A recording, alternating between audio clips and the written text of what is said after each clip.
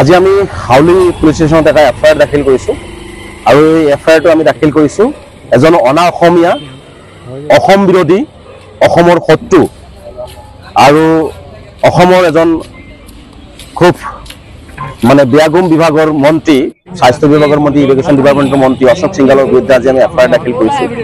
এইজন ব্যক্তি আচলতে অসমৰ কাৰণে এটা অভিশাপ, অসমীয়া জাতিৰ কাৰণে অভিশাপ।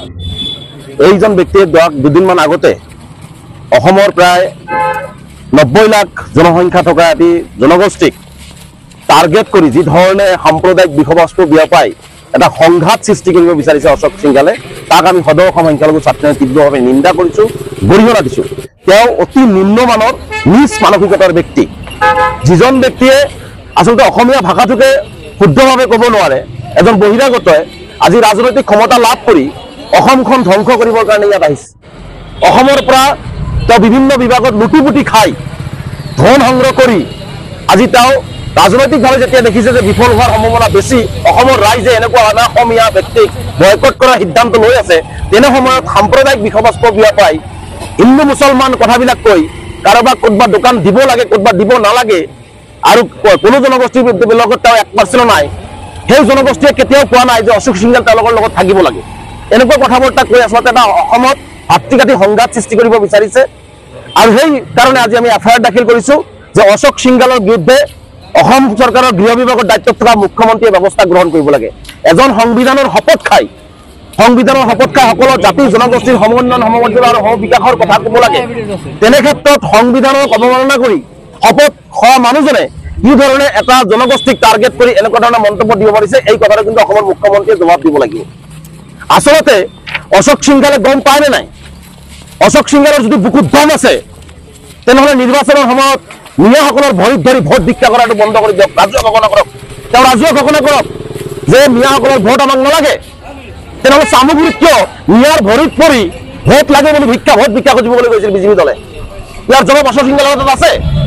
গতিকে এই অশোক সিংঘাল ডাঙৰীয়াক স্পষ্টভাৱে সকীয়াই দিছোঁ যে আপুনি প্ৰকৃততে যিহেতু অসমীয়া নহয়, অসম দৰদী নহয়, অসমীয়া দৰদী নহয়, অসমীয়া জাতি দৰদী নহয়, যদি অসমখনক ভাঙি থান-বান কৰি আপুনি ইয়াৰ পৰা গুচি যাব, এইটো আমি সহজে মানি নলওঁ।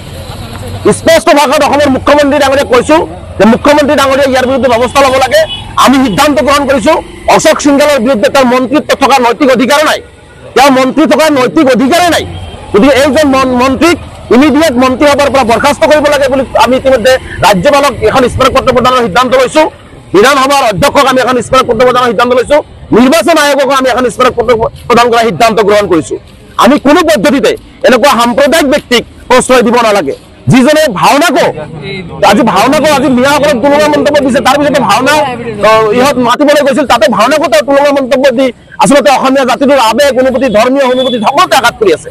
এটাৰ পিছত এটা তেওঁ মানে এনেকুৱা ধৰণৰ ষড়যন্ত্ৰ ৰচনা এইকাৰণে কৰি আছে যে কাৰণ অসমৰ ভিতৰত যিমান মন্ত্ৰী আছে আটাইতকৈ কৰাপ্টেড মন্ত্ৰীগৰাকী হৈছে অশোক সিংঘাল, আটাইতকৈ দুৰ্নীতিগ্ৰস্ত মন্ত্ৰীজন হৈছে অশোক সিংঘাল।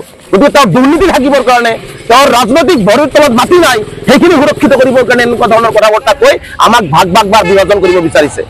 আজি এনেকুৱা লাগিছে, ভয় হৈছে যে আজি তেওঁ স্বাস্থ্য বিভাগৰ মন্ত্ৰী, আজি আমাৰ সন্দেহ হয় যে স্বাস্থ্য বিভাগৰ মন্ত্ৰী হৈ এনেকুৱা মন্তব্য দি আচলতে সেই মিয়া জনগোষ্ঠীটোক স্বাস্থ্যৰ পৰা বঞ্চিত কৰিব বিচাৰিছে নেকি? বিভিন্ন অঞ্চলত ডক্টৰবিলাকক তেওঁ ইয়াৰ পৰা উঠাই ল'ব বিচাৰিছে নেকি? গুৱাহাটী GMCত যাতে মিয়াসকলৰ ভাল ট্ৰিটমেণ্ট নহয়, ৰোগীসকলক ধৰ্মীয় দৃষ্টিকোণে চোৱা হয়, তাৰে এটা ইংগিত তেওঁ আচলতে বহন কৰিছে নেকি? তাৰে কথাটো ক'ব বিচাৰিছে নেকি? স্পষ্টকৈ মুখ্যমন্ত্ৰীয়ে জবাব দিব লাগিব যে আচলতে হস্পিটেলত জাতি ধৰ্ম নাথাকে, হস্পিটেলতো যাতে জাতি ধৰ্ম হয়, জাতি ধৰ্মৰ নামত যাতে চিকিৎসা হয়, এইটোৱে যাতে ডক্টৰসকলৰ মাজত, নাৰ্ছসকলৰ মাজত, কৰ্মচাৰীসকলৰ মাজত যাতে বিভাজন আহে, এইটো কৰিবৰ কাৰণে ষড়যন্ত্ৰ ৰচনা কৰা হৈছে বুলি আমাৰ ইতিমধ্যে সন্দেহ হৈছে।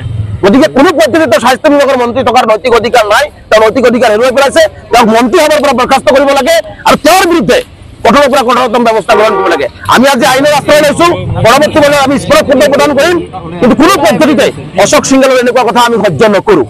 তাৰ মানে তেওঁ নিজকে হিৰো সজাবৰ কাৰণে তেওঁ ভাবিছে অসমৰ ৰাইজক এনেকুৱা কথা ক'লে অসমৰ ৰাইজ ডাঙৰ খাই দিব, হিৰো হ'ম, হিন্দু মানুহসকলে ভাল পাব। তেওঁ যিটো নাখায় বুলি কৈছে, সেই নোখোৱা বস্তুটো গৰু অসমৰ ইপাৰৰ পৰা মেঘালয়লৈকে যেতিয়া যায় সেইটো বন্ধ কৰা সাহস কিয় নহয়? তেওঁ যিটো নাখায় বুলি তেওঁ কৈছে, আমি যিটো নাখাওঁ সেইটো যিটো আমি পূজা কৰোঁ, যিটো এইসকলে খায় তেওঁলোকৰ লগত মই নাই।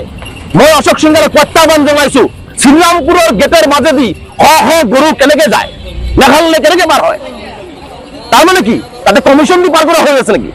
সেইবিলাক বন্ধ কৰিব নোৱাৰে। যদি পূজা কৰা হৈছে, পূজা কৰে, অনুভূতি আছে, তেনেহ'লে সকলোখিনি বন্ধ হ'ব লাগে। সেইখিনি বন্ধ কৰা সাহস কিয় নহয় অশোক সিংহালৰ? গতিকে আমি স্পষ্টভাৱে দেখিছো যে আচলতে বিজেপি